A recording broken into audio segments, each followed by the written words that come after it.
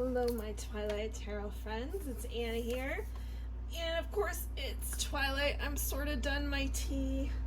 I maybe have 1 cup left that I will be drinking this evening, but maybe I'll make like a sleepy time tea of some kind. I have sleepy time vanilla. That's usually my go-to. But that'll be right before bed, not just yet. So we've got our Light Seer Tarot, and we're just gonna do, we're 1 day post new moon, so let me know how this new moon's been treating all of you. Leave a comment below or message me and let me know what was the most important thing to you that you manifested or that you set intentions for, okay? And maybe even what you're going to do to achieve that, if you set any goals, okay?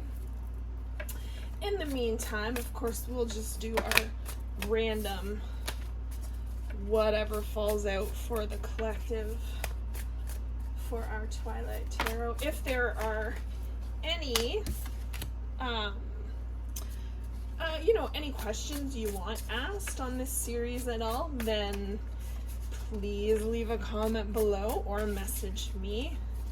If you have a question and you want one of these to be like a card reading for you, I would be happy to do that.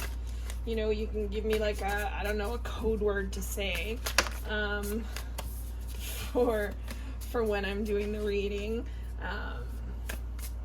And I'll keep you in mind as I'm drawing. I'll also do something for the collective, but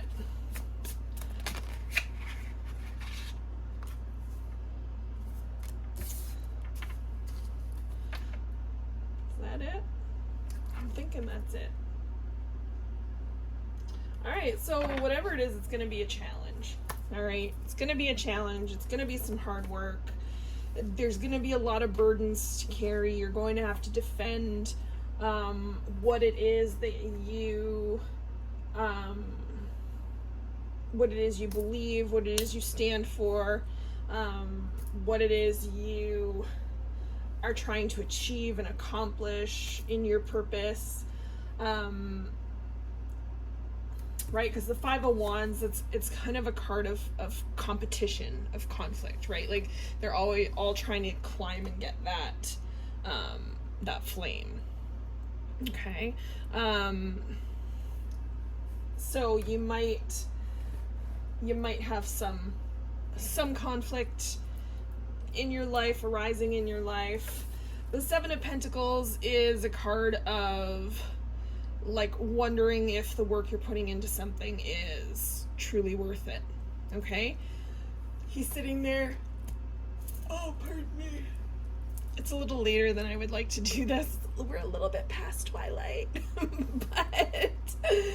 but I got started a little late. Anyways, he's looking at this wee plant and he's just like, he's like a little maybe disappointed, maybe wondering like if the energy that he's putting into this plant is really worth it. Like there really isn't much to show for it. He's probably worked for a long time on just these few leaves and it's like 3.5, 4 inches tall, right?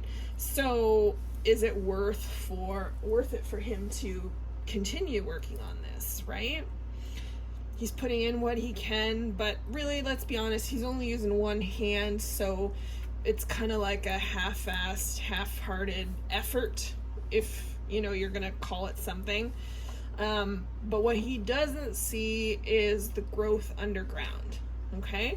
So sometimes you're going to be in a situation where you're going to be like, yeah, is it really worth it? Is it really worth this? Like, I have to rearrange my life, or I have to do this, and this in order to make that work. Is it really going to be worth it? You're going to have to make that call for your own individual situations. However, try and look at a situation that you're in from all angles, because sometimes there are things in a situation that you can't see, okay? There are rewards that you can't see. There are good things that will come your way that you can't see, okay? So just keep in mind that not everything in life is going to come to you sparkly and smelling sweet. Some things have to be worked for, but they're worth it, clearly, okay? There's a lot of heavy stuff on people right now, just in general, and that's Ten of Swords, right? That's, you know, carrying all of those burdens. She's standing at the top of this hill and just kind of looked, I mean, you can't even see her face, but I would have to say she's forlorn up there. She doesn't, you know, doesn't know what to do. There's maybe some confusion. Yeah, it's a lot to carry, Ten of Swords. Absolutely. This is kind of like a rock bottom, right? It's, the lands here are pretty much barren except for a few grasses, right? So there really isn't much there for her. There's nothing fruitful about this. Whatever happened with the swords, okay, has come to an end. So it is a completion, okay? So let's try and err on the side of positivity, that something has run its course, okay? And yes, it may be painful, and yes, you may be confused and alone, but it has run its course and it's done now. So let's hope it is finished and we can move on. All right? Some things that are painful like that definitely do come with you having to defend your inner truth, right? And that's definitely what this card is kind of about, right? We're Seven of Wands. She's got that inner glow at her solar plexus. We had this card, another reading too, I believe, the Seven of Wands. And it was, you know, I talked a lot about having that inner strength, right? And she has like one wand on her, but 6 other lay before her. Whether they are challenges or not, I can't say for sure. It depends on everybody's, you know, individual situation, of course. However, you know, she's contemplating,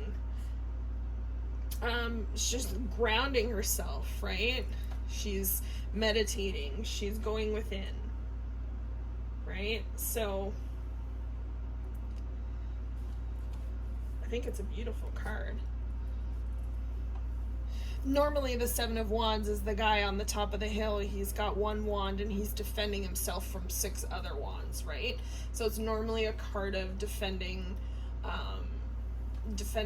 like your opinion, your thought, right?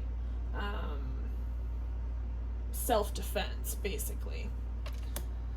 But sometimes that can come from inside too, right? So if you know where you stand, if you know the kind of person you are, if you know your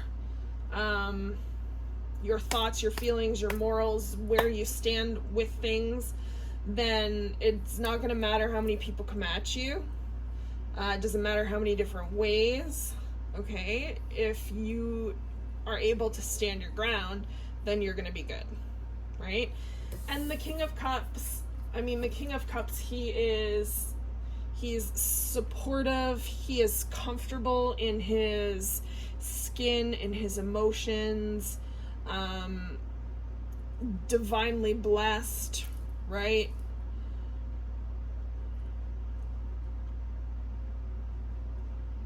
He's like the epitome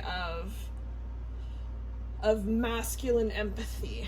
Now, I'm not attaching gender, I'm just attaching, you know, everybody has a divine feminine and masculine energy within them. So I'm not saying that he's a male-only card. We all have bits and pieces of each in us, right? So, but he's in touch with his emotions. He's like the ultimate boyfriend, really, Like, let's be honest here. Supportive guy who knows empathy, can show compassion, isn't afraid to be in touch with his emotional side, because Cups is all about water, right? Emotions. They leak their emotions all over the place, these water signs. I love you, water signs. Love you. My Cancer, Scorpio, Pisces friends. So I hope this finds you well. I hope that whatever you're doing, you have faith that there are good things coming for you, okay? I hope that whatever ending is truly done for you now. I hope that you sit strong and ground yourself in your feelings, in your being, and I hope that you can stay in touch with that emotional side of yourself, and that there isn't too much conflict, right? It's not a competition, right? It's not a competition. Life isn't a competition. We all have our own purpose. We all have our own reason for being here. So you do you, right? You do you, be who you are, work at what you work at, and everything will work itself out as it's meant to be, right? I feel like we pick our lessons, we pick kind of the way that our life is going to go before we even arrive. So whatever it is you're going through, however crappy it might be, okay, just remember you probably picked this in some way, shape, or form, right? It might not be the exact situation that you picked, but it might be a little crappier. What are you gonna do, right? What are you gonna do? But I hope that this finds you well, my Twilight Tarot friends. I hope you have a good evening whenever this finds you. Stay safe, and we'll talk soon. Bye.